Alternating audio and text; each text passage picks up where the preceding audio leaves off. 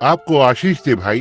प्रभु के भवन में आकर बहुत ही अच्छा लगता है। मैं सोचता हूँ कि कुछ समय पहले किसी वचन का अध्ययन कर रहा था और उसने कहा कि जब यीशु यरूशलेम के निकट आया तो चेलों ने उनकी आंखों को उठाया और उन्होंने दूर से पवित्र नगर को देखा और वे आनंदित होने लगे और कहने लगे कि अब राज्य लौटाया जाएगा। और यह एक व्यक्ति जो फिलिस्तीन की हाल ही की यात्रा के बारे में बता रहा था या बात कर रहा था, और उसने कहा कि लोग अब पिछले वर्ष में उस एक जगह पर आ रहे थे जब एक घाटी से ऊपर आए और मोड़ की ओर देखा, उसी मार्ग पर जिस पर यीशु और चेले उस समय चल रहे थे। और जब वे उस नगर को देखने लगे तब उन्होंने रोना आरंभ किया। आप जानते हैं, मैं सोचता हूँ उन चेलों को कुछ तो हुआ था उन दिनों में, महसूस किया कि राज्य फिर से लौटाया जाएगा। और अब लगभग यही समय है और मेरा विश्वास है कि लोगों में यही अनुभूति हो रही है कि राज्य फिर से लौटाए जाने के लिए लगभग तैयार है। भाई नेविल, हमारे दयाशील और धन्य पास्टर, उन्होंने अभी अभी मेरे साथ भवन में आगे आने वाले बेदारी के प्रयास के बारे में बात की। कुछ रातों में इसके बारे में प्रार्थना करने के लिए कहा और मैंने उसे बताया। मैंने सोचा कि यह एक आशीषित बात होगी। आपके पास बहुत सारी बेदारियां नहीं हो सकती हैं और बहुत सी बार हमें एक बेदारी का गलत विचार मिलता है। एक बेदारी इतना नहीं है जैसे कि एक नए सदस्यों को लाया जाए, लेकिन यह उसे जागृत करना है जो हमारे पास पहले से है। और मुझे यह कहना पसंद है क्योंकि मैं इसे अपने हृदय की गहराइयों से कहता हूँ कि मैं भवन के आसपास एक भिन्न अनुभूति होने लगे उससे अधिक जो लंबे समय से रहा है। गहरी आत्मिक चेतना की एक अनुभूति जैसे कि यह बहुत समय पहले हुआ करती थी। यह ऐसा कुछ जो स्थिर रहता है और इसके पास एक वास्तविक बुनियाद होती है। और मैं भरोसा करता हूँ कि परमेश्वर इस छोटी सी कलीसिया को आशीष देगा और फिर से अपनी सामर्थ्य में। और मैं देख रहा हूँ कि इमारत की योजना चल रही है और मैं सोचता हूँ कि यह बहुत अच्छी बात है क्योंकि जल्द या देर से हम जो पहले के लोग हैं अपने हथियार उतारकर और हमारे बच्चों के हाथों में सौंप देंगे और उस सुनहरी सीढ़ी पर चढ़ेंगे। एक दिन मैंने 50 वर्ष की उम्र के उस आधे रास्ते को पार कर लिया। मुझे बस इसका एहसास नहीं हो सका। ऐसा नहीं लगता जैसे कोई समय नहीं हुआ है जब मैं क्रिस मिशनर के लिए किराने का सामान ढोकर लाता था। लगभग 18 वर्ष का था, लेकिन अब कहीं तो चला गया। यह बस यही दिखाता है कि यहाँ हमारे पास कोई हमेशा का नगर नहीं है, लेकिन हम आने वाले उस एक नगर के लिए देख रहे हैं और यही वो नगर है जहाँ का बनाने वाला परमेश्वर है और वहाँ उसका कोई अंत नहीं होगा। आज सुबह जब मैं मातृ दिवस के विषय पर बोल रहा था और माँ को स्थान पर रखने की कोशिश कर रहा था, वैसा नहीं जैसा वो वास्तव में होती है, बुढ़ापे में झुर्रियों के साथ। और ये सब उसकी बैसाखियां या एक पुरानी पहिए वाली कुर्सी या हाथ की कुर्सी और उसके पास एक छोटा फूलों का एक गुलदस्ता रखा होता है। लेकिन पुनरुत्थान में माँ अपनी जवानी में वापस लौट आती है और एक रानी के रूप में चमकती हुई खड़ी होती है। इसी तरह से मैं अपनी माँ के बारे में सोचना पसंद करता हूँ। मुझे उसके बारे में इस तरह सोचना पसंद नहीं है जैसे वो आज है, बूढ़ी। मैं ये सोचना पसंद करता हूँ जो वो आगे होने जा रही है। और मैं जानता हूँ कि आप अपनी माँ के बारे में ऐसा ही महसूस करते हैं। उसके बारे में सोचो जैसे वो वास्तव में उसके हृदय में है। हालांकि बहुत जैसा कवि कहता है, उसके लिए जीवन आसान नहीं रहा है, लेकिन वो इसे एक बार फिर जीती है, बस आपके लिए कुछ तो करने के लिए। तो परमेश्वर इसे इस तरह से बनाने जा रहा है ताकि वो हमेशा के लिए आपके साथ रह सके। तो मैं इसके लिए खुश हूँ। मैं नहीं जानता क्यों मैंने आज सुबह यह घोषणा की कि मैं आज रात बोलूंगा, यदि प्रभु ने चाहा तो। यह कौन है, निश्चित रूप से नहीं जानता कि मैं इसे कैसे करने जा रहा हूँ, लेकिन मैं व्यस्त रहा हूँ लगभग 1 घंटा और 10 मिनट पहले तक, सारे दोपहर भर इंटरव्यू या भेंट वार्ता में और विशेष और आपातकालीन फोन थे, मैं उन्हें नहीं कर पाया। और मैं चाहता हूं कि आप डॉक्टर सैम के लिए निरंतर प्रार्थना में रहें। वो ठीक होकर आ रहे हैं और हम धन्यवादित हैं। और डॉक्टर बॉल्डविन और श्रीमती बॉल्डविन दोनों का सुधार हो रहा है, वे भी ठीक हो रहे हैं। मैं चाहता हूं कि आप आज दोपहर को अपनी प्रार्थना सूची में एक नया नाम डाल दें। वे हैं हैरी लीज, यहाँ नीचे, जो दवाई विक्रेता हैं। हैरी मेरा एक गहरा मित्र है और जिस वक्त से मैं उसे जानता हूँ, मैंने सोचा कि वो एक मसीही है। आज दोपहर तक जब उनके भाई ने उनके प्राण के उद्धार के लिए विनती की, भाई मैक एगन ने लाया, हमारे ट्रस्टी ने यहाँ खबर को लाया और हैरी की हालत गंभीर है। वे वहाँ अस्पताल में हैं। मैं नहीं जानता था कि उसने मेरे बारे में इतना सोचा, लेकिन उसने आज दोपहर अपने स्वयं के पास्टर से मुंह मोड़ लिया, या कलीसिया के पास्टर से जहाँ वो जाते हैं, और चाहते थे कि मैं उन्हें मिलने के लिए आऊं और मैं उसे देखने के लिए जाना चाहता हूं। तो हैरी के लिए प्रार्थना करें। हम आज रात यहाँ खुश हैं फिर से देखकर कि मेरा मित्र यहाँ है, जो वहाँ जॉर्जिया से हैं, भाई वेल्च इवांस और उनका परिवार। मैं दूसरे बाहर से आए लोगों को भी देखता हूँ जिन्हें मैं नहीं जानता। शायद वे आज सुबह यहाँ पर थे। यदि मैं गलत नहीं हूँ तो मैं भाई और बहन एल्मर कॉलिंस को, जो फिनिक्स एरिजोना से हैं, वहाँ पीछे देखता हूँ। ओह, आप नहीं बदले हैं। ऐसा लगता है कि आपको अपने रेल कर्मचारी के कपड़े में होना चाहिए और जैसे आप रेल की पटरी से आ रहे हैं। और घर वापसी में स्वागत है। मैं आपको यहाँ रहने के लिए नहीं कह सकता क्योंकि आपने एक बेहतर जगह को पा लिया है। देखो, ये बहुत अच्छा स्थान है फिनिक्स। मुझे खुद वहाँ कभी तो भविष्य में रहना पसंद है। और फिर मैं भाई स्मिथ को यहाँ देखता हूँ, जो वहाँ चर्च ऑफ गॉड से हैं। भाई स्मिथ, उस दिन या कल दोपहर को यह आपकी छोटी किताब देर से मुझे दी गई थी। मैंने इसे अभी तक नहीं पढ़ा है, लेकिन मैं निश्चित रूप से इसका समर्थन करूंगा जहां तक मैं समझता हूं कि आपने इसे लिखा है। ये वास्तव में सच्चा वचन होगा। परमेश्वर आपको आशीष दे और मैं आशा करता हूं कि यह एक सफलता है। और बहुत से अन्य हैं, मैं कह सकता हूं। आप सभी का यहाँ भवन में स्वागत है। और मैंने आज सुबह उस गीत का आनंद लिया, बैन स्ट्रीकर ने जो गाया था। वो जरोखे में से उसे देख रहा है। यहाँ मेरे मेनोनाइट के भाई लोग हैं, उन्हें यहाँ अंदर पाकर खुशी हुई। और ओह, आप सभी को पाकर यहाँ एक मित्र है, मैं सोचता हूँ, जो वहाँ इलिनॉइस से हैं। उनका पुत्र वहाँ पीछे रिकॉर्डिंग को ले रहा है। उनसे फिर से मिलूंगा। और बहुत सारे हैं। मैं शायद ये मत सोचना कि यदि मैं आपका नाम नहीं लेता हूँ तो मैं आपको तिरस्कार कर रहा हूँ, लेकिन मैं आप सभी का स्वागत करता हूँ। अब आइए हम आज रात को एक वचन के विषय के लिए पढ़ें।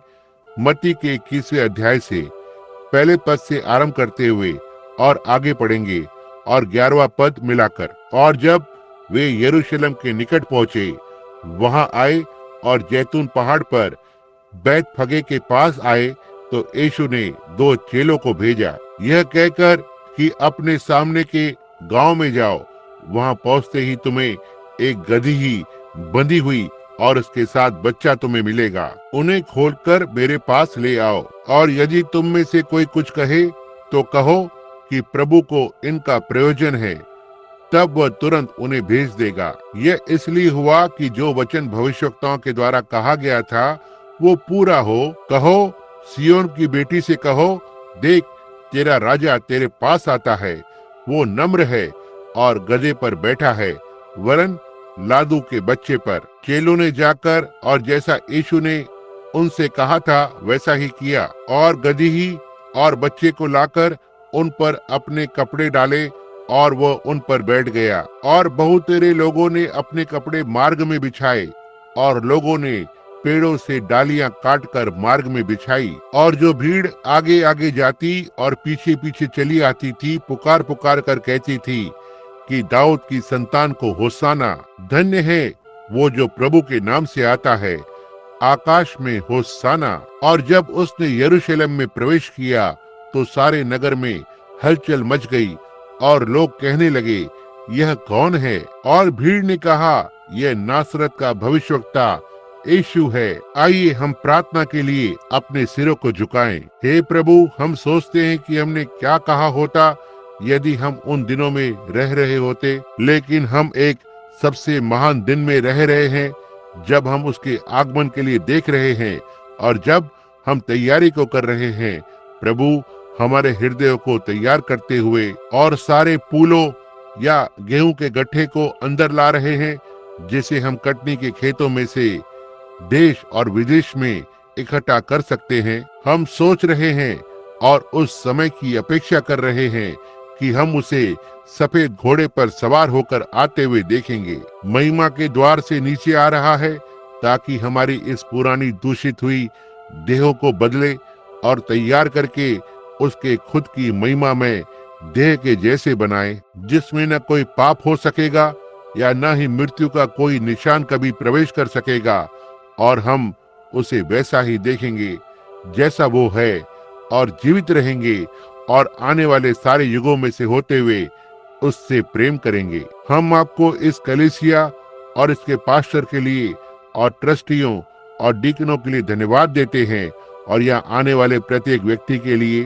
और हमारे फाटकों पर आए हुए मेहमानों के लिए जो उसी प्रकार के भेड़शाला की भेड़े हैं लेकिन दूसरे बाड़े की हैं। हम मांगते हैं कि आप आज रात उन्हें आपकी उपस्थिति से आशीष को देंगे और हमको आपका वचन खिलाएं, जिससे कि हम आज रात यहाँ से जा सकें, जो हम पहले रहे हैं उससे बेहतर मसीह होने के दृढ़ संकल्प के साथ जाएं। होने पाए हम अपने हृदय में एक नई आशा और खुशी के साथ जाएं, उसके आगमन की प्रतीक्षा करते हुए। यदि संयोग से हमारे बीच कोई बीमार और पीड़ित होगा तो हम उनके लिए प्रार्थना करना न भूलें कि वे आज रात भवन में आते हुए जहां हम आराधना के लिए इकट्ठा हुए हैं, वे आ रहे हैं, बीमार हैं, होने पाए वे चंगे होकर बाहर जाएं। और हम उन लोगों के लिए मांगे जो स्वास्थ्य लाभ से संबंधित है, जो घरों में हैं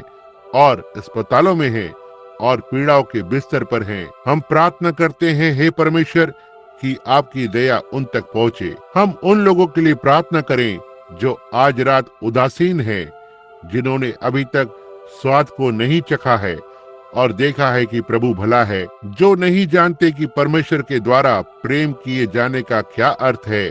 वे बस यह नहीं समझते कि वे क्या चूक रहे हैं। हे परमेश्वर, होने पाए किसी रेडियो प्रसारण से या किसी तरह से उनके हृदय को छू ले और उनकी भावनाएं होने पाए आपकी ओर घूम जाएं, इससे पहले दया के द्वार बंद हो और वे बाहर निकाले जाएं। दया के बिना न्याय में खड़े होने के लिए हमारी सहायता करे प्रभु। इन चीजों को हम प्रभु यीशु के नाम में प्रार्थना करते हैं और उसकी महिमा के लिए हम इसे मांगते हैं, आमीन। फाटक के आसपास लोगों की बहुत ही भीड़ थी और सड़कों पर जाम लगा हुआ था और वहाँ पर यहाँ तक लोगों को सोने के लिए भी जगह नहीं थी। वे बाहर दीवार पर और सारे मैदानों में लेटे हुए थे, क्योंकि यह फसह का पर्व था और इस समय आराधना करने के लिए दुनिया भर से लोग आते हैं। यह वो समय था जब पास्का मेमने को घात किया जाता था और यह मिस्र से उनके छुटकारे का प्रतिनिधित्व करता था, बंधुआई का, और वे इसे सालाना रखते।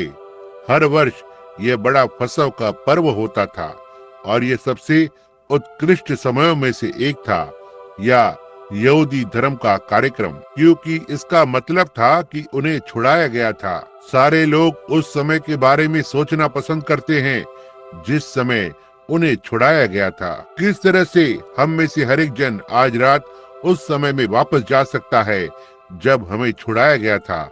हमारे लिए ये कितना महत्व रखता है। मैं अपने स्वयं के अनुभव में याद कर सकता हूँ कि किस तरह मेरा दीन बालक जैसा हृदय परमेश्वर को छूने के लिए तरस रहा था। मैंने सोचा, ओह, यदि मैं केवल ऊपर जाकर और उसका दरवाजा खटखटा सकता और उससे थोड़ी देर बात कर सकता।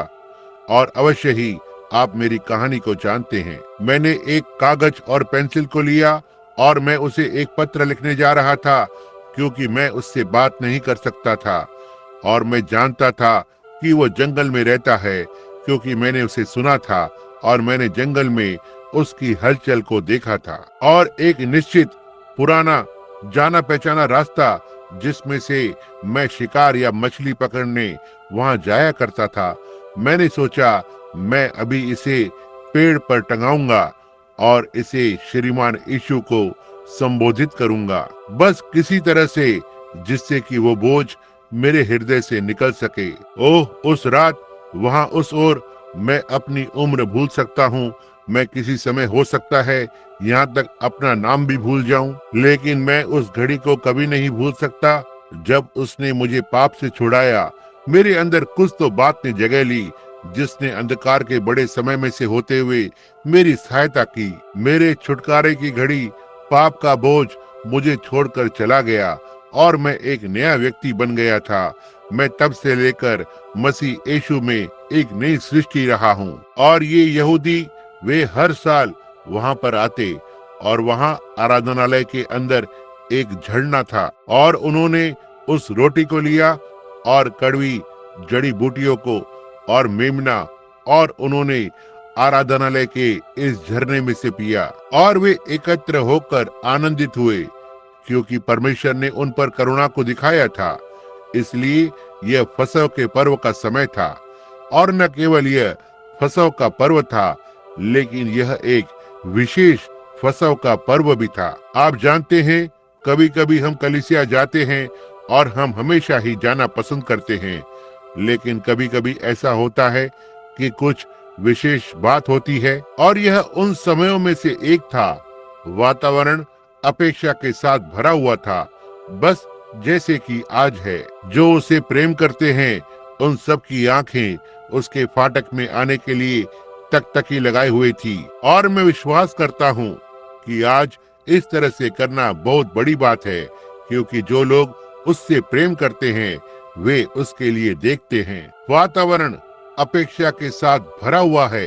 जब हम इस दिन में रह रहे हैं जब धरती असल में एक बड़ा बारूद का डिब्बा बन गई है और विज्ञान हमें बता रहा है बस आधी रात होने में 3 मिनट ही हैं, और मैं यकीन करता हूँ कि आप समझ रहे थे जैसा कि मैं एक दिन सेना में के एक इस जनरल की कहानी को बताया। कहा कि यदि कोई और युद्ध होता है तो यह केवल 2 या 3 मिनट तक ही चलेगा। पुराने दिनों की लड़ाई और बंदूकों को चलाना और लोमड़ी के मान को खोदना, ये सब समाप्त हुआ है। उनका दावा है कि अगला युद्ध केवल 2 या 3 मिनट का ही होगा। किसी दिन कोई सरफिरा व्यक्ति उसके ढक्कन को खोलने जा रहा है और उन बमों में से एक को आग लगाने वाला है, और जब वे ऐसा करेंगे तो हमें हर जगह से खबरें सुनने को मिलती है कि इसे फिर से वापस अग्नि दी जाएगी। संसार तब उससे नहीं बच सकता। फसह के पर्व के दिन सभी जानते थे कि कुछ होने जा रहा है, लेकिन वे यह नहीं जानते थे कि यह क्या है। और आज भी ऐसा ही है। अधिकतर हर एक जानते हैं कि कुछ तो होने जा रहा है। हर एक जन यह जानता है। आप पापी से बात कर सकते हैं, आप दुकानदार से बात कर सकते हैं, आप किसी से भी बात कर सकते हैं, और ओह, यह दुनिया के लिए क्या ही बेचैनी का समय है। लेकिन आप किसी ऐसे पुरुष या स्त्री से बात कर सकते हैं जो उसके आने के लिए देख रहा है और महिमा उनके चेहरे पर चमक रही है। वे उस बड़ी घटना के लिए देख रहे हैं।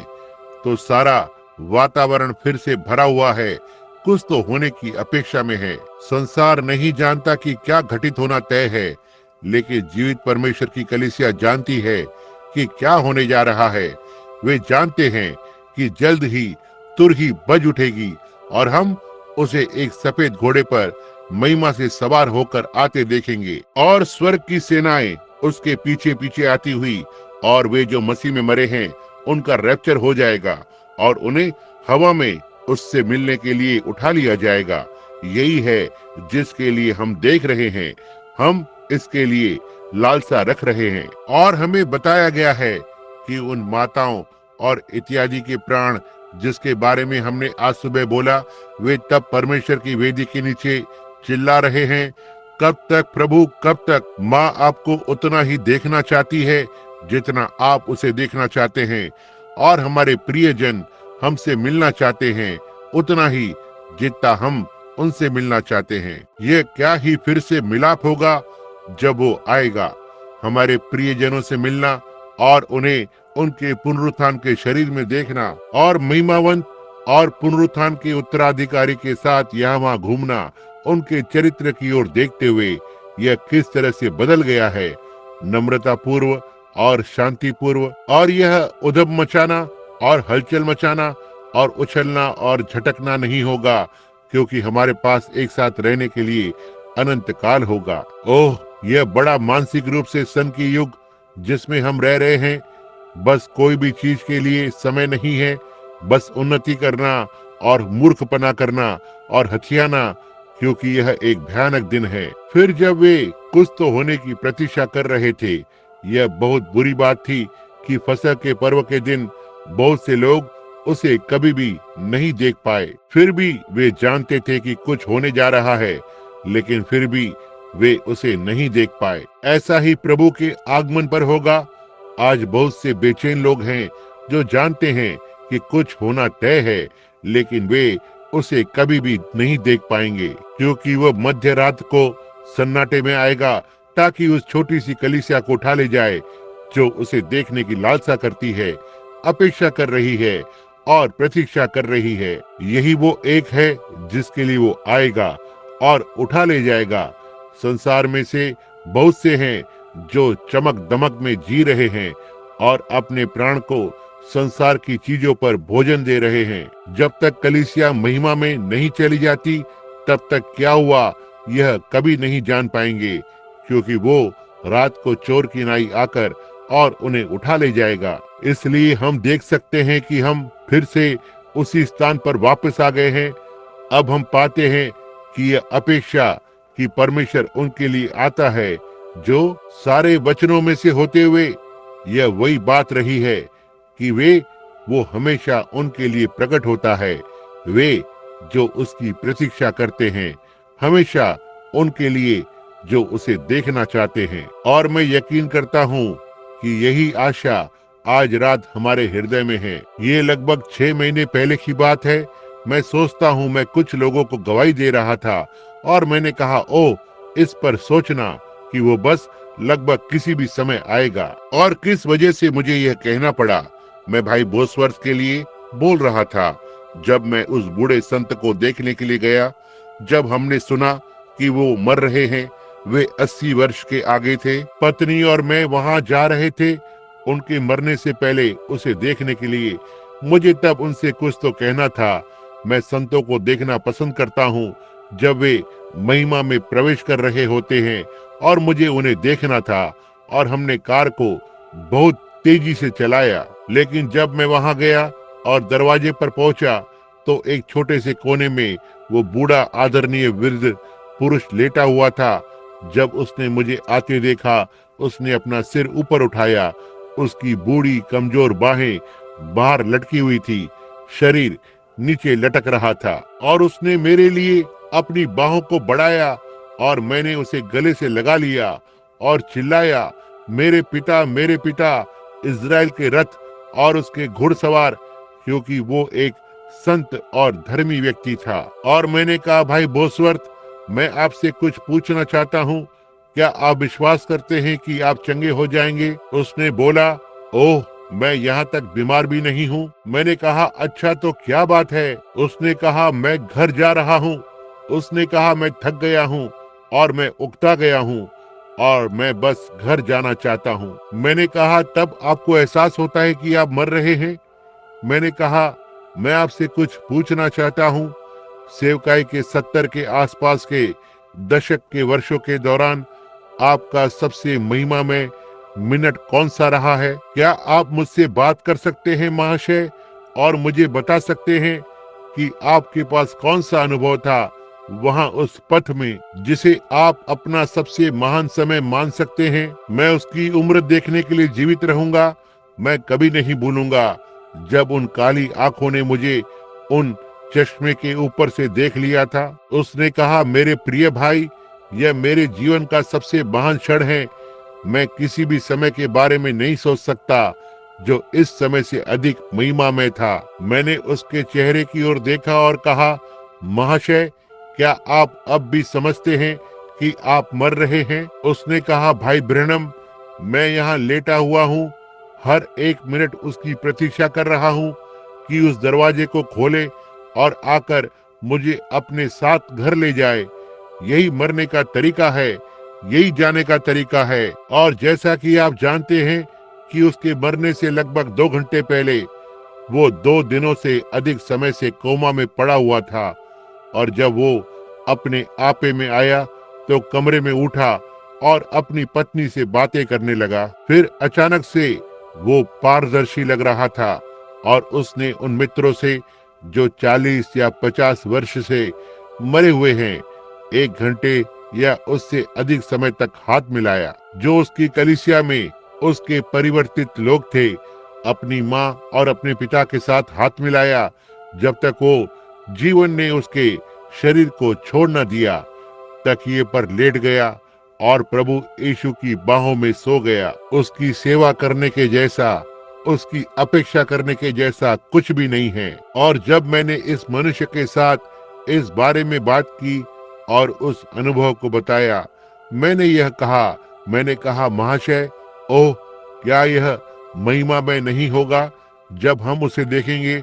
ओह, क्या हो वो आज आ जाए। उसने कहा, भाई ब्रैनम, इस तरह से लोगों को मत डराओ। मैंने कहा, आपका क्या मतलब है? उसने कहा, ओह, लोगों को ये बताने की कोशिश मत करो कि संसार आ रहा है, मेरा मतलब मसीहा आ रहा है, यह उन्हें चिंतित करता है। ओह, मैंने कहा, नहीं, माफ कीजिए उनके लिए जो उसके लिए देख रहे हैं, उनके लिए यह सबसे महिमामय खबर है जिसे वे सुन सकते हैं कि यीशु बस आने पर ही है और अपने कलीसिया को लेने वाला है। बुढ़ापा युवा अवस्था में बदल जाएगा, उदासी के बदले आनंद दिया जाएगा, मृत्यु के स्थान पर जीवन दिया जाएगा, मरणहार को अमरता में बदल दिया जाएगा। ओह, क्या ही क्षण है यह जानना कि वो आएगा। वे उसके लिए देख रहे थे, वे उसकी अपेक्षा कर रहे थे, और जब वो आया तो हमने पाया कि वहां 2 गुट के लोग थे। एक झुंड उसके पक्ष में था और एक उसके विरुद्ध था, और इसी तरह हम आज इसे देखते हैं। यही है, उसके आगमन ने हमेशा लोगों को विभाजित किया है। हर समय जब आप यीशु को देखते हैं तो आप अपने आसपास ऐसे लोगों को पाते हैं जो इसके विपरीत होंगे। यही शैतान है। और आज जब हम इसके बारे में सोचते हैं तो हम बहुत अधिक बदलाव को नहीं देखते हैं। बिल्कुल वैसा ही है, लोग बदल गए हैं लेकिन लोगों की आत्मा नहीं बदली है। सो जब उन्होंने अतः फाटक से बाहर की ओर देखा और उसे उस छोटे सफेद गधे पर सवार होकर आते हुए देखा, कोई आश्चर्य नहीं कि चेले चिल्लाने लगे, स्वर्ग का राज आ गया है। लोग उससे मिलने के लिए दौड़ पड़े और सारे यरूशलेम में हलचल मच गई। इसके बारे में कुछ तो है, जब यीशु आता है तो यह हमेशा ही एक हलचल को मचाता है, और सारे नगर में हलचल मच गई थी और वे इसे छिपा नहीं सकते। और उस दिन के प्रचारकों को इस हलचल का हिसाब देना था, क्योंकि ये फसह के पर्व के दिन पर था। और वे चिल्ला उठे, ये कौन है? जब वातावरण जोश में था और प्रभु यीशु के यरूशलेम में आगमन ने वातावरण को अपेक्षाओं से भर दिया था। ऐसा दिखाई देता है कि शिक्षकों को मालूम होना चाहिए कि क्या बात जगह लेने जा रही है। ये ऐसा दिखाई दिया कि महायाजक इसे जान गया होगा। ये ऐसा दिखाई दिया कि अन्य सारे याजकों को यह ज्ञात हो गया होगा। और यह आज भी कुछ बदला नहीं है, क्योंकि पवित्र आत्मा प्रभु यीशु के आगमन को पहले से जाहिर कर रहा है। और जब पवित्र आत्मा धरती भर में फैलने लगता है तो बेदारी की आग हर जगह फैलने लगती है। बड़े बड़े चिन्ह और अद्भुत कार्य किए जाते हैं, चंगाई जगह लेती है, भविष्यवाणियां की जाती है। प्रेरितों की आशीषों का सारा जमावड़ा फिर से वापस कलीसिया में आ चुका है। इसलिए जैसा ये तब था वैसा ही ये अब है। अविश्वासियों की आत्मा अब भी चिल्ला उठती है, यह कौन है? उनमें से कुछ ने प्रभु यीशु पर विश्वास किया, यह कहते हुए कि वो एक भला मनुष्य था। उनमें से कुछ ने कहा, वो एक भला मनुष्य है। आज वे ऐसा ही कहते हैं। वे उसे नेपोलियन एक योद्धा के समान रखने की कोशिश करते हैं। वे उसे जॉर्ज वॉशिंगटन के समान रखने की कोशिश करते हैं, जो एक सच्चा मनुष्य है, लेकिन वो इससे कहीं अधिक था। क्या आपने वचन को पढ़ते समय ध्यान दिया? उन्होंने कहा, यह एक भविष्यवक्ता है जो गलील से आया है। और वे आज वही बात कहने की कोशिश करते हैं जब वे प्रभु के इस महान कदम को देखते हैं ताकि स्वास्थ्य, बीमार, पीड़ितों को वापस लौटाया जाए, जिससे कि उसे उसकी आत्मा को उसकी कलीसिया में उपयोग करते देखे, कि लोगों के विचारों को परखते हुए देखे, कि उसे वैसा ही करते देखे जैसा उसने किया था जब वो यहाँ धरती पर था, कि जो कुछ उसने कहा था उसे पूरा करे। निश्चित रूप से कलीसिया और लोग यह पूछ रहे हैं, यह कौन है? वे यह नहीं समझ पाए कि यीशु कौन था, क्योंकि उनमें से कोई भी उसे नहीं पहचान सका। उनके स्कूलों से वह कौन से धर्म विद्यालय से बाहर आया है, वह कौन से धर्म शास्त्र के विद्यालय से आया है। और आज भी ऐसा ही है। ज्यादातर लोग जिनका पवित्र आत्मा से अभिषेक किया गया है, वे किसी धर्म विद्यालय से नहीं आए। वे परमेश्वर के खुद के अपने चुने हुए उत्पादन हैं। लेकिन चिन्ह और चमत्कार और अद्भुत कार्य जिसकी बाइबल में प्रतिज्ञा की गई थी, इस महान पवित्र आत्मा के साथ जाते हैं जब यह लोगों के बीच मंडराने लगता है। और वे आज कहते हैं, वे किस विद्यालय से हैं। जैसे ही आप एक शहर में प्रवेश करते हैं बेदारी को आयोजित करने के लिए, आप किस संप्रदाय से संबंध रखते हैं? शुक्रवार दोपहर को लुइसविले में आयरिश कलीसिया के रोमन कैथोलिक पास्टर के साथ मेरा एक इंटरव्यू था और मेरा उससे अधिक परिचय नहीं हुआ था। वो एक अच्छा विद्वान व्यक्ति था। उसने कहा, श्रीमान ब्रेनम, आप किस संप्रदाय के हैं? मैंने कहा, मैं किसी संप्रदाय के साथ नहीं हूँ। और उन्होंने कहा, फिर क्या आपको नियुक्त किया गया था? मैंने कहा, जी हाँ श्रीमान। उसने कहा, आपको किसने नियुक्त किया? मैंने कहा, प्रभु यीशु ने मुझे सुसमाचार का प्रचार करने के लिए पवित्र आत्मा दिया और मुझे एक कार्य आदेश को सौंपा। तो यही वो नियुक्ति है जिसकी हमें आवश्यकता है। यीशु ने अपने चेलों से कभी नहीं कहा, वहां जाकर मैं उन चीजों की निंदा नहीं कर रहा हूँ, लेकिन उन्होंने उनके दिन को जिया है। उसने ये नहीं कहा, जाकर इतने इतने वर्षों तक सेवक बनने के लिए पढ़ाई करो। उसने कहा, तुम यरूशलेम नगर में तब तक ठहरे रहो जब तक कि तुम ऊपर से सामर्थ को न पालो। उसने उन लोगों को कहा जो अपने नाम का हस्ताक्षर भी नहीं कर सकते थे। और इसके बाद पवित्र आत्मा तुम पर आ जाता है, तब तुम मेरे गवाह ठहरोगे यरूशलेम, यहूदिया, सामरिया और पृथ्वी की छोर तक, हर जगह। यही वो नियुक्ति है। हमारे पास यीशु के कभी किसी स्कूल जाने या किसी भी धर्म विद्यालय से उपाधि प्राप्त करने का कोई रिकॉर्ड नहीं है। फिर भी वहां उसके नाम पर बहुत अधिक धार्मिक विद्यालय स्थापित किए गए हैं। धार्मिक कारणों से किसी भी अन्य चीज की तुलना से अधिक जो कभी दुनिया में रहे हैं, हमारे पास कभी कोई उसका स्कूल जाने का रिकॉर्ड नहीं है। लेकिन फिर भी उसके नाम पर इतने अधिक स्कूल स्थापित किए गए हैं। इससे बढ़कर आकाश के नीचे उन स्कूलों का किसी अन्य तरह का नाम नहीं है। हमने उसके बारे में कभी भी नहीं जाना कि वो एक किताब को लिख रहा है। फिर भी जितने भी साहित्य लिखे गए हैं, उसकी तुलना में उसके बारे में अधिक किताबें लिखी गई हैं। और आज उसकी बाइबल, जो सारे विश्व भर में सारे साहित्य के बीच में सबसे लोकप्रिय किताब है। लेकिन आप देखो, उसके वहां आने के दिन पर वे पुकारने लगे, वो कौन है? देखो, परमेश्वर कुछ तो ऐसा लेता है जो ऐसा दिखाई देता है कि ये कुछ नहीं है, कि इसमें से कुछ तो बनाए। यही है जो उसे परमेश्वर बनाता है। और जब उन्होंने उसे उस फाटक पर सवार होते आते हुए देखा, तो उनमें से कुछ ने कहा, वो एक महान पुरुष है। वे आज ऐसा कहते हैं। वहाँ धर्म शास्त्र के ऐसे स्कूल हैं जो आज सिखाते हैं कि यीशु एक महान पुरुष था, कि वो एक भला मनुष्य था। यहाँ तक उनमें से कुछ तो यह भी कहते हैं कि वो एक भविष्यवक्ता था। अब यदि वो केवल एक भविष्यवक्ता था या एक भला मनुष्य, तो हम हमारे पापों में हैं। वो एक भविष्यवक्ता से बढ़कर था, वो एक भले मनुष्य से बढ़कर था, फिर भी वो एक भला मनुष्य था, फिर भी वो एक परमेश्वर भविष्यवक्ता था। लेकिन वो इससे कहीं बढ़कर था, वो देह में प्रकट हुआ परमेश्वर था, ताकि पाप को दूर करे। और जब वो आया सवार होकर, बहुत से लोगों ने कहा, वो एक चंगा करने वाला है।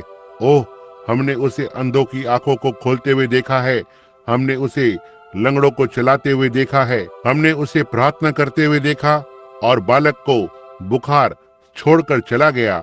लेकिन तब उस प्रकार के लोग केवल रोटियों और मछलियों के लिए उसका अनुसरण कर रहे थे। और इसी तरह की आज बहुत सी भीड़ है।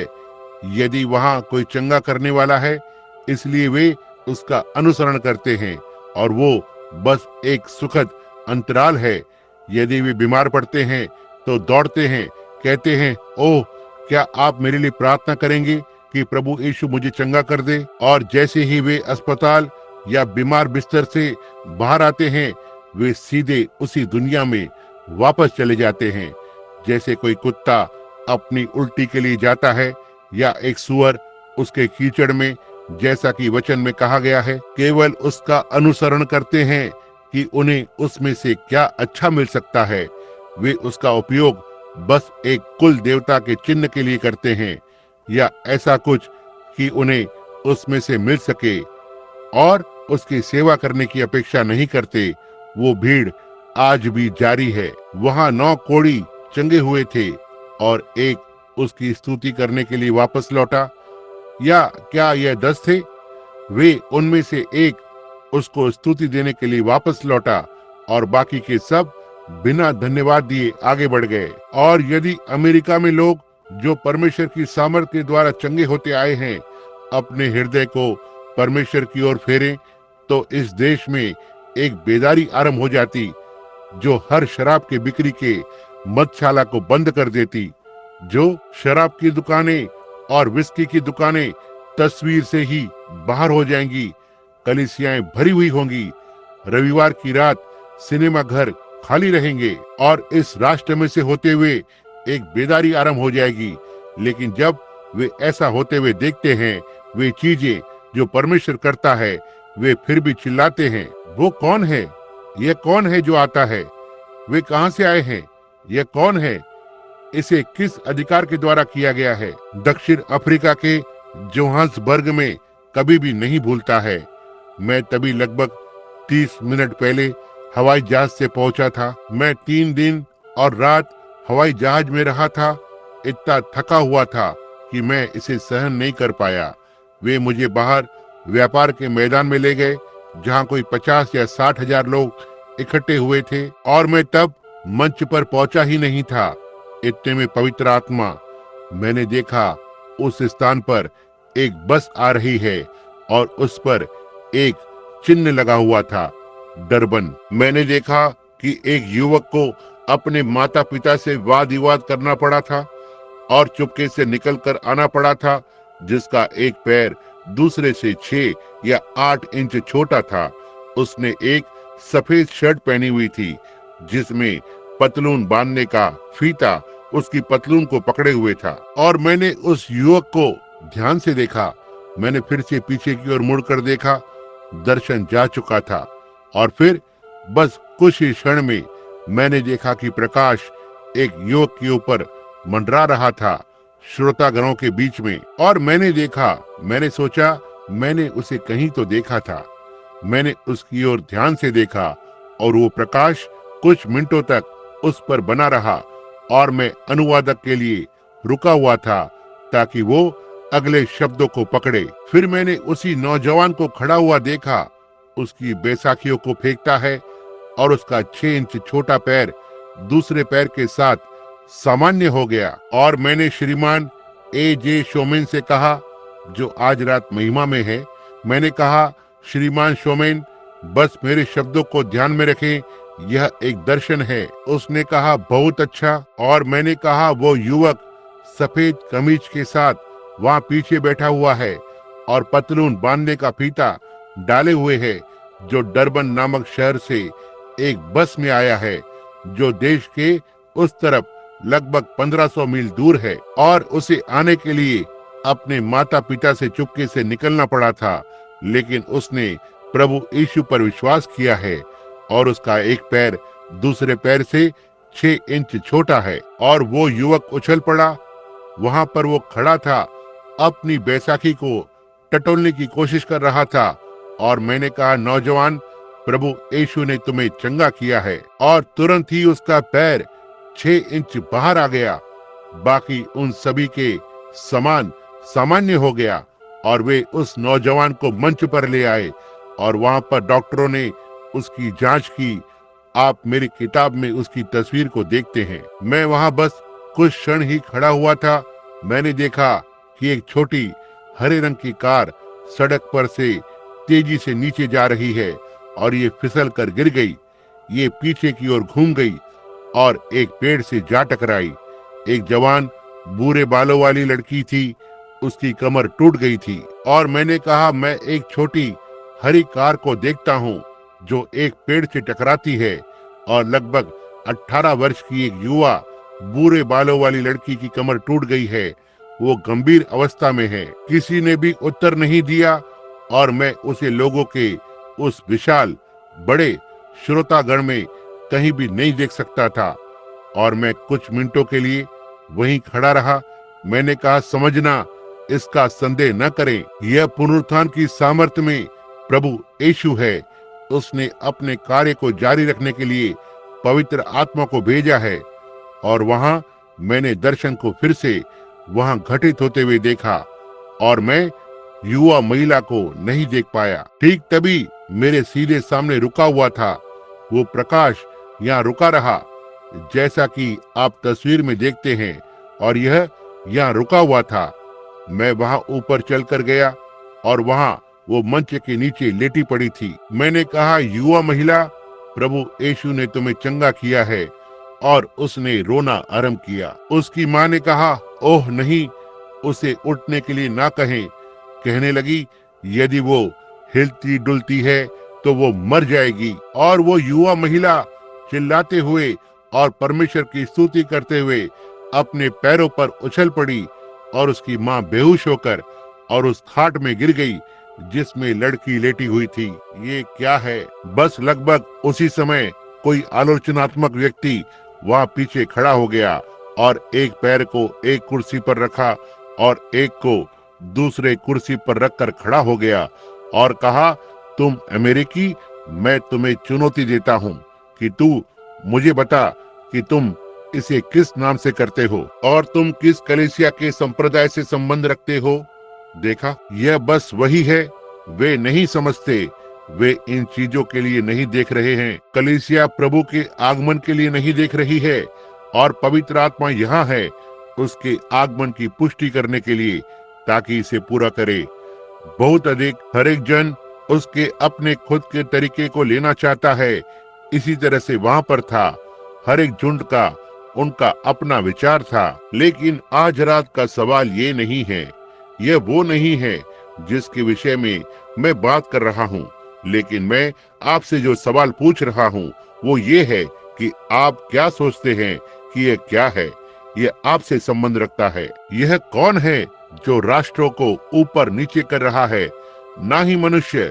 मनुष्य उन चीजों को नहीं कर सकता। ये कौन है जो श्रोतागण में लोगों से बोल रहा है और कह रहा है, जैसे कि ठीक यहाँ पर बैठा हुआ है और सभा में भिन्न भिन्न स्थानों में जब मरते हुए स्त्रियों और पुरुषों को यहाँ पर लाया जाता है? ये कौन है? वो युवा महिला जो आज सुबह बपतिस्मे के लिए चलकर गई थी, जो 3 हफ्ते पहले कार्सिनोमा कैंसर से मर रही थी, जो ठीक यहाँ मैपल स्ट्रीट पर रहती है, श्रीमती बेटी। और मैंने 3 डॉक्टरों से पूछा जो उसके साथ थे। उसके पास जीने का एक भी मौका नहीं था। उसके 4 या 5 छोटे बच्चे थे और मेरी माँ उनकी देखभाल करने का प्रयास कर रही थी। माँ ने कहा, बिल, वो फिर कभी भी घर नहीं आएगी। और मैं वहां गया जहां पर वो थी, और प्रभु यीशु ने बोला, यहोवा यो कहता है, यदि वो कलीसिया में जाकर और प्रभु यीशु के नाम में बपतिस्मा लेने की प्रतिज्ञा करे और परमेश्वर की सेवा करेगी, वो ठीक होकर घर चली जाएगी। और मैंने उससे पूछा, क्या आप ऐसा करेंगी महिला? और उसने कहा, आप जो कहेंगे वो सब मैं करूंगी। तुरंत ही दर्द चला गया। 3 दिन के बाद वो घर पर थी और डॉक्टरों ने उस कैंसर का एक भी लक्षण नहीं पाया। यह कौन है जो प्रभु के नाम से आता है? ये कौन है? ये परमेश्वर का पवित्र आत्मा है। इसके बारे में आपकी क्या राय है? आपकी क्या राय है आपके पास्टर को जानते हुए?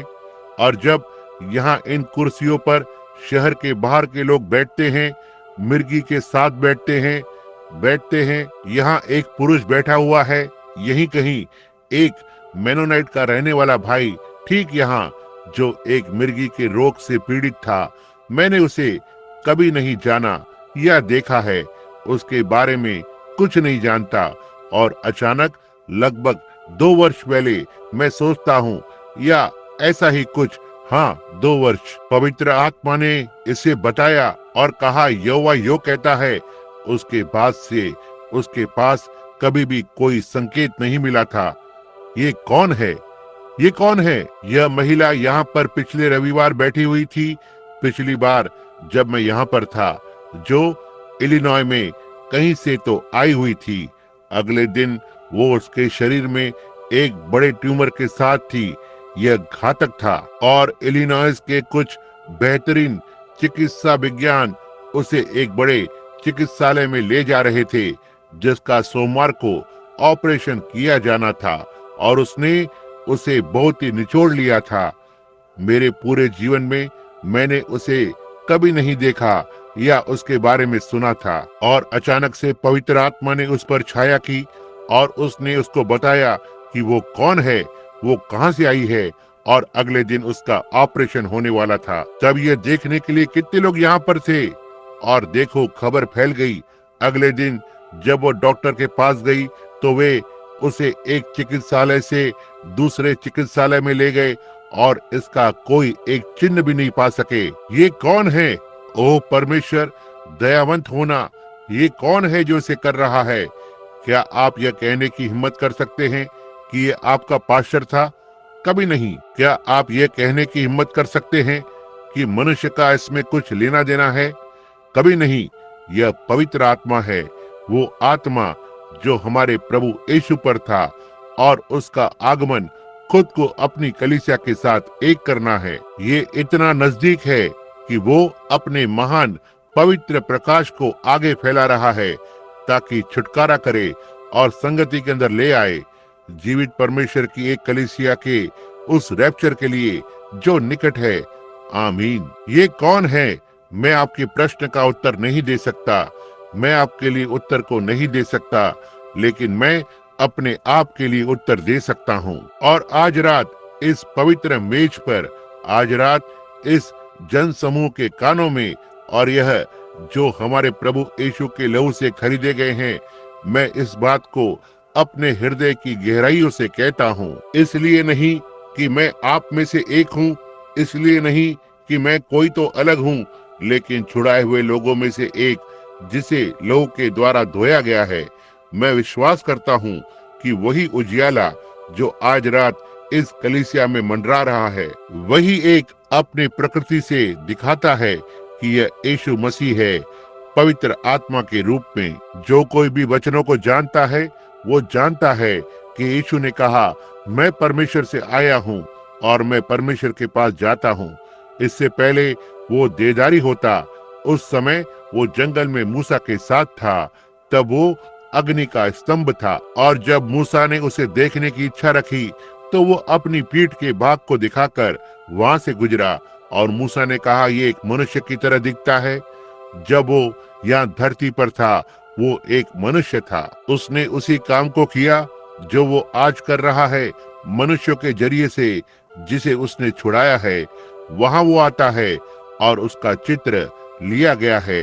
यह क्या है? उसकी मृत्यु, दफनाने और पुनरुत्थान के बाद एक दिन पौलुस दशमिश के रास्ते पर था और एक महान प्रकाश ने उसे नीचे गिरा दिया। उसके आसपास के लोगों ने प्रकाश को नहीं देखा, लेकिन इसने पौलुस को नीचे गिरा दिया, इतना तक कि इसने उसे अंधा बना दिया। उसे जीवन भर अपनी आंखों से परेशानी थी और उसने एक समय कहा, इसलिए मैं प्रकाशन की बहुतायत से फूल न जाऊं, ये मुझे दिया गया था। उसके शरीर में एक कांटे को शैतान का एक दूत उसे घूसा मारने के लिए, क्योंकि ये प्रकाशन की बहुतायत से था। और जब पौलुस नीचे गिर गया, वो उसके मार्ग में था ताकि लोगों को सतावट दे जो बहुत अधिक शोर मचा रहे थे। एक नया जन्म पाया हुआ झुंड, वे लोग जिन्हें धर्म विरोधी कहा जाता था। पौलुस अपनी जेब में कागजात लिए हुए उन लोगों को सतावट देने के लिए उसके मार्ग पर था कि उन्हें गिरफ्तार करके और उन्हें यरूशलेम लेकर आए। और दिन के लगभग मध्य में वहां एक प्रकाश उतरा जिसने उसके पैरों से टकराकर जमीन पर गिरा दिया और वह धरती की मिट्टी में गिर पड़ा। उस प्रकाश से एक आवाज आई, कहने लगी, शाऊल शाऊल, तू मुझे क्यों सताता है? और शाऊल ने अपनी अंधी अवस्था में मुड़कर ऊपर की ओर देखा और वो उस महान महिमा में प्रकाश को देख सकता था। और उसने कहा, प्रभु आप कौन हैं? उसने कहा, मैं यीशु हूँ, मैं परमेश्वर से आया हूँ, मैं परमेश्वर के पास गया, मैं परमेश्वर से आया हूँ, मैं परमेश्वर के पास लौटता हूँ। उसने बोला, ये तुम्हारे लिए कठिन है कि अधिकार पाए हुए लोगों के विरुद्ध लड़ो। उस पवित्र रेत पर एक प्रकाशन, एक समय उस स्थान पर मनुष्य कभी भी एक जैसा नहीं हो सकता। एक मनुष्य इससे पहले कि वो खुद को मसीही कह सके, इससे पहले कि वो खुद को पहचान सके, उसके पास पहले पीछे रेगिस्तान का अनुभव होना चाहिए जहां वो परमेश्वर से आमने सामने भेंट करे। क्योंकि आज आपके पास किसी भी तरह का उत्तर हो सकता है। आप देख सकते हैं कि प्रभु बिल्कुल ठीक वैसा ही काम करता है जैसा उसने कहा था, और तेज बुद्धि के धर्मशास्त्री इसे ऐसे समझाएंगे। वे कहेंगे, यह किसी और दिन के लिए था, यह इसके लिए था, या यह दूसरे युग के लिए है, या यह गलत है। जैसे उन्होंने यीशु के बारे में कहा, वो बालजबूल है, शैतान है, वो भविष्य बताने वाला है, और उन सारी बातों का उनके पास उत्तर है। लेकिन जब कोई मनुष्य कभी भी मसीह के संपर्क में आया और उसे पौलुस के जैसे देखा या उसका अनुभव किया, तो दुनिया में इतने धर्मशास्त्री नहीं हैं जो एक मनुष्य से उस अनुभव को वर्णन करने से अलग करने में सक्षम हो सकें। यही कारण है कि आज उनके पास अनुभव नहीं है। यही कारण है कि वे नहीं कह सकते। वे सब कह रहे हैं, ये कौन है, ये क्या है, यह कहां से आया? उनके पास उत्तर नहीं है। क्यों? क्योंकि वे केवल एक धर्म ज्ञान को जानते हैं जिसे किसी कलीसिया ने बनाया है। ना ही धर्म शास्त्र को जानना जीवन है, ना ही बाइबल को जानना जीवन है, लेकिन उसे जानना जीवन है। उसे जानना, आपके व्यक्तिगत उद्धारकर्ता की नाई, उस एक की नाई जिसने आपको अपनी उपस्थिति से भर दिया है। जब यह घटित हुआ तब आप वहां पर थे। इसे आपसे कोई भी नहीं छीन सकता। कोई भी आपसे इसका वर्णन करने से इसे अलग नहीं कर सकता है। जब वो अनुभव आपके साथ होता है तो आप जानते हैं कि वो कौन है। मेरे लिए वो यीशु मसीह है जो कल, आज और युगानुयुग एक सा है। ये कौन है जो ये अद्भुत कार्यों को कर रहा है? वो कौन है जो इन महान कामों को कर रहा है?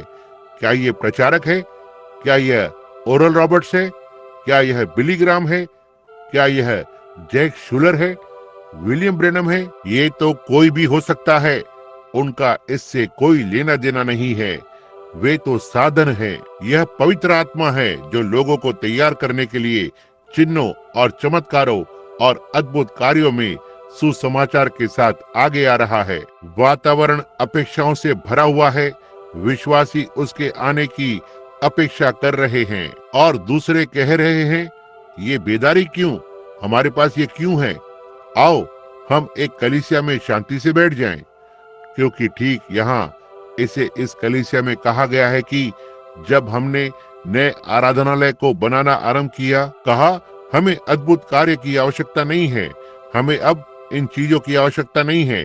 आप अद्भुत कार्यों को चाहते हैं तो बाहर दूसरे स्थान में या कार्य क्षेत्र में जाएं जहां वे होते हैं, हमें यहाँ उनकी आवश्यकता नहीं है। जब ब्रैनम टैबरनेकल उस निचले स्थान पर आने लगता है, ये डूब जाता है। यह कलीसिया सिद्धांतों और सामर्थ और यीशु मसीह के सुसमाचार के ऊपर स्थापित हुई है, और जब तक ये भवन खड़ा है होने पाए, महिमा में पवित्र आत्मा प्राणों तक पहुँचे, उन्हें बचाने के लिए और पवित्र आत्मा से भरे और बीमारों को चंगा करे। मेरे लिए यह यीशु मसीह कल, आज और युगानुयुग एक सा है। आइए हम प्रार्थना करें। यदि आप नहीं जानते कि वो कौन है, तो आप नहीं जानते कि ये सब किस बारे में है और आप क्या जानना चाहेंगे। क्या आप बस इतना ही करेंगे जब आपके हाथ को उठाते हैं और अपने हाथ उठाते हुए कहें, मेरे लिए प्रार्थना करे भाई ब्रैनम, मैं उसे जान जाऊं और प्रभु आपको आशीष दे, और हर कहीं मैं आपके हाथ को देखता हूँ। अब स्वर्गीय पिता, हम इस संदेश को लाते हैं और लोगों के फल उनके हाथों को उठा रहे हैं कि वे जानना चाहते हैं कि यह कौन है। वे इस महान यीशु से परिचित होना चाहेंगे कि उसके पुनरुत्थान का आगमन इतना निकट है, यहाँ तक कि रोगी चंगा होने लगता है।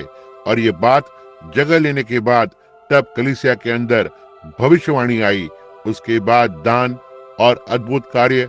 अब आगे उस अंतिम चिन्ह की ओर अगला रैप्चर आएगा, कलीसिया उठा ली जाएगी और हम प्रभु, जिन्होंने आपके पुनरुत्थान की सामर्थ्य में आपको जानने का दावा किया है, हम प्रतीक्षा कर रहे हैं और लालसा कर रहे हैं और पुकार रहे हैं और विनती कर रहे हैं, प्रभु यीशु आ अपनी कलीसिया का रैप्चर करें और इसे जल्दी से लेकर जाएं प्रभु, क्योंकि जल्द ही मनुष्य धरती को उड़ा देंगे जिस पर आपने उनके रहने के लिए सृष्टि की, क्योंकि उन्होंने आपकी आज्ञा को नहीं माना है। उन्होंने शांति का अध्ययन नहीं किया लेकिन युद्ध का किया है। उन्होंने धार्मिकता का अध्ययन नहीं किया है लेकिन उन्होंने बुराई का अध्ययन किया है। कैसे हो सकता है कि वे सारे सामर्थ के भूखे न हो। प्रभु, उनके हृदय का वह छोटा सा स्थान जो उन्हें सामर्थ का भूखा बनाता है, वे इसे कहीं तो प्रयोगशाला में संतुष्ट करने की कोशिश करते हैं ताकि उनके साथी मनुष्य को उड़ा दें। परमेश्वर, यदि वे केवल उस सामर्थ को समझ सके जिसके लिए वे लालसा रखते हैं, परमेश्वर के पुत्र के पुनरुत्थान की सामर्थ, उनके जीवन को बदलने के लिए पवित्र आत्मा की सामर्थ, ना ही राष्ट्र को उड़ाना लेकिन उनके जीवन को बदलकर और उन्हें आपका सेवक बनाना। बहुत से लोग जंगली जुनून से पीड़ित हैं। वे हमें एक ऐसे झुंड की नाई पहचान देते हैं, हम कुछ भी नहीं जानते और धर्म विरोधी के नाई जैसा कि उन्होंने प्रारंभ के दिनों में किया था। लेकिन जब वे वापस लौटे तो आनंद मनाते हुए, आपको धन्यवाद देते हुए कि वे आपके नाम की निंदा को उठा सकते हैं। यही आज रात आपके बच्चों की भावना है प्रभु। हर जगह हम बस खुश हैं। आपके दिनों में कुछ लोगों ने आपकी पहचान देने की कोशिश की। उन्होंने कहा वो उस जंगली मनुष्य यूहन्ना का मित्र है जो जंगल में से बाहर आया था, जो शायद ही कपड़ों को पहने हुआ था, केवल एक पुरानी भेड़ की खाल उसके चारों ओर लपेटे हुए था। एक जंगली मनुष्य जिसने पूर्व और पश्चिम में शब्दों से टूट पड़ा और कहा, कुल्हाड़ी पेड़ की जड़ में रखी है। कहा वो एक उसका अनुकरण करने वाला है। वो एक जंगली मनुष्य है, वो पागल है, वो अपने दिमाग से बाहर है। वो अलौकिक सेवकाई जो आपके साथ थी, हे प्रभु, उसने उनकी आंखों को अंधा कर दिया और आज फिर से ऐसा ही है। यह महान पवित्र आत्मा प्रभु के आगमन को पहले से संकेत कर रहा है, जैसा यूहन्ना ने अपने दिनों में किया था।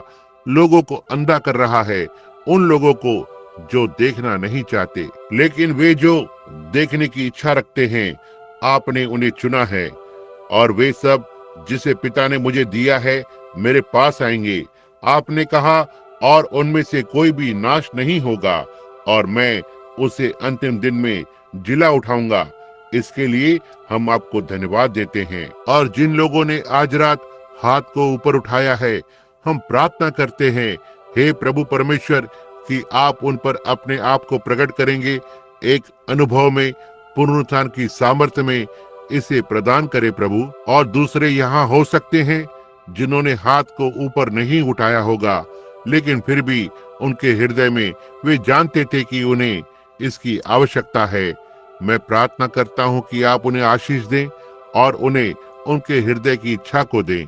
जब हम आज रात इमारत से बाहर निकलते हैं तो होने पाए हम भिन्न व्यक्ति के नाई जाएं, होने पाए हम एक भिन्न उद्देश्य के साथ बाहर जाएं, जो अंदर आते हुए हमारे पास था उससे भिन्न, जो आपकी दिव्य इच्छा के विपरीत था। होने पाए हम दृढ़ निश्चय के साथ बाहर जाएं कि वेदी के सींगों को थामे रहें जब तक हमारे प्राण संतुष्ट न हो जाएं कि हमने आपके साथ एक अनुभव को पाया था और हम जानते हैं कि हम किसके लिए बोल रहे हैं, क्योंकि हमने उससे भेंट की है और उसे जानते हैं और उसके साथ संगति की है। इन चीजों को प्रदान करे पिता, बीमारों और पीड़ितों को चंगा करें। हमारे प्रिय और बहुमूल्य पास्टर को आशीष दीजिए। परमेश्वर, हम प्रार्थना करते हैं कि आप उनके साथ हों और उनकी प्यारी बहनों के साथ, जैसे वे सुसमाचार को गाते हैं और अपने रेडियो में इसका प्रचार करते हैं। अतिथि लोगों को आशीष देना जो हमारे दरवाजे में आए हैं प्रभु, होने पाए वे आज रात को उनके हृदय में एक जोश के साथ बाहर जाएं और एक उद्देश्य कि वे इस समय से लेकर आगे, यदि वे इससे पहले आपको नहीं जानते थे और आपकी सेवा नहीं करते थे, होने पाए वे आपकी सेवा करें, यह जानते हुए कि बाकी सारी चीजें शून्य हो जाएंगी, लेकिन प्रभु का वचन सदा बना रहेगा। इसे प्रदान करे पिता। हमें क्षमा करें हमारे सारे पापों को, और होने पाए हम भेंट करें उस बड़े अब संदेश के बाद। आइए अब हम सिर को झुकाएं और उसकी आराधना करें जब हम उसके लिए गाते हैं अपने पूरे हृदय से। कितने लोग सचमुच में उससे प्रेम करते हैं। अपने हाथ उठाकर इसे गवाही के द्वारा कहें, मैं उससे प्रेम करता हूँ। ओह, क्या वो अद्भुत नहीं है? आप जानते हैं, मैं बस इस तरह से बैठना पसंद करता हूँ और किसी तरह उसकी उपस्थिति को बस ध्यान से देखना पसंद करता हूँ। उसका वचन जो आगे गया है, यह हृदय में उतर गया है। यह हमें सुधार करता है, यह हमें उसकी आत्मा के अधीन लाता है। तब उसकी आराधना करना कितना आनंददायक है। अब जब आज रात आप कलीसिया से जाते हैं, जाकर उसकी आराधना करें। और याद रखें, इस हफ्ते बुधवार की रात यहाँ प्रार्थना सभा है। रविवार को भाई नेविल के प्रसारण को भूलना नहीं। मेरा मतलब शनिवार को 9 बजे WLRP पर। मैं बस उन्हें सुनना पसंद करता हूँ। क्या आप नहीं करते? 4 लोग या 3 लोग, बहुत सुंदर लगता है। पत्नी और मैं और बच्चे, हम सब छोटे से रेडियो को निकालते हैं और उसके चारों ओर मंडराते हैं भाई नेविल और उनके प्रसारण को सुनने के लिए, और उनके अद्भुत वचन कि वो किस तरह से परमेश्वर की प्रशंसा करते हैं, जिससे वो प्रेम करते हैं और विश्वास करते हैं। इसे नहीं कह रहा हूँ। आप यहाँ पर जो अजनबी लोग हैं, यदि आपके पास कलीसिया का भवन नहीं है तो आकर हमारे साथ जुड़ें। मैं आपको बताता हूँ, ना ही कह रहा हूँ। और भाई नेविल यहाँ बैठे हैं। नहीं महाशय, मैंने इसे बहुत बार कहा है, मैं भाई नेविल से प्रेम करता हूँ। यह सबसे पहले वो एक धर्म ज्ञानी है। पहली चीज, वो परमेश्वर की संतान है। अगली चीज, वो हर दिन एक जैसा ही है। मैं उसे वर्षों से जानता हूँ। वो कभी नहीं बदला, जरा भी नहीं। वो अब भी ऑर्मन नेविल है, जो प्रभु यीशु का सेवक है। और मैं सोचता हूँ कि उसके पास एक रात मैंने फोन किया उससे पूछने के लिए कि यदि उसने उसके कार्यक्रम को तैयार नहीं किया तो हमारे लिए जगह को बना सकें, जिससे कि वहां आकर और बीमारों के लिए प्रार्थना कर सकें। कुछ लोग आ रहे थे, जो कि आज सुबह था, आप जानते हैं। और उसकी पत्नी ने फोन का उत्तर दिया और मैं अपनी पत्नी से इसके बारे में वहां पहले बात कर रहा था, और कैसे हम परमेश्वर को उनकी प्रिय छोटी पत्नी और उनके परिवार के लिए धन्यवाद दें। यह बहुत अच्छा है। जब आप किसी सेवक और उसकी पत्नी को मधुरता और नम्रता से इस तरह से मिलते जुलते देखते हैं तो यह बस कलीसिया को और अधिक बेहतर बनाता है। यह बस जैसे जैसे दिन बीतते हैं यह मधुर होता जाता है। आप उसे अपने पूरे हृदय से प्रेम करते हैं तो ठीक है, हमारे पास एक समाप्ति का गीत है जिसे हम गाते हैं। यीशु का नाम अपने साथ लें। और बहन, हमें वह छोटे से स्वर को देना यदि आपके पास यह गीत के किताब में है। और हम अपनी समाप्ति के गीत को गाने जा रहे हैं। और जब हम पहले पद को गाते हैं तो हम चाहते हैं कि घूमकर एक दूसरे से हाथ मिलाएं। तो ठीक है, हमें स्वर देना। आइए अब इस पद को लेते हैं। कितने लोगों को हमारा छोटा सा गीत याद है जिसे हम गाया करते थे, परिवार की प्रार्थना मत भूलना। आपको ये याद है? मैं नहीं। थेलमा, क्या तुम इस गीत को जानती हो या स्वर को जानती हो? आइए इसे एक बार कोशिश करें। क्या आपको ये याद नहीं है? आइए, हो सकता है कि मैं इसे आपके साथ एक बार कोशिश कर सकूं। कितने लोग परिवार की प्रार्थना करते हैं? ये अच्छी बात है। आइए इसे फिर से कोशिश करें। मैं इसे यहाँ वापस गाऊंगा। मैं इसे पसंद करता हूँ। अब सब एक साथ। हे प्रभु, ये वचन में लिखा है कि उन्होंने पौलुस के शरीर में से रुमाल या अंग रखा लिया और अशुद्ध आत्माएं लोगों में से निकलने लगी और रोगी चंगे हुए। हम प्रार्थना करते हैं, हे प्रभु, कि इसी तरह से यह आज रात को इस पर दिखाया जाए, जैसा कि मैं उन्हें जरूरतमंदों और बीमारों के लिए भेजता हूँ। कहीं तो बाहर देशों में वहाँ कोई तो घटित होने की अपेक्षा कर रहा है और प्रतीक्षा कर रहा है। मैं प्रार्थना करता हूँ पिता कि आप इसे अपने पुत्र यीशु के नाम में प्रदान करें। आमीन। अब मैं ये पूछने जा रहा हूँ, जब हम सिरों को झुकाते हैं, क्या हमारे सबसे बहुमूल्य भाई स्मिथ वहाँ पर जो चर्च ऑफ गॉड से हैं, जिसे हमने यहाँ पाया है, बिल्कुल वे हमारे भाई नेविल के जैसे ही हैं, एक वफादार, विश्वास योग्य परमेश्वर का सेवक। मैं उनसे आप पर आशीष मांगने के लिए कहूंगा ताकि इस आने वाले सप्ताह में ये जारी रहे। परमेश्वर आपको आशीष दे। जब तक हम आपसे दोबारा न मिलें, भाई स्मिथ, एक दूसरे से हाथ मिलाएं। भवन में फिर से स्वागत है। परमेश्वर आपको आशीष दे।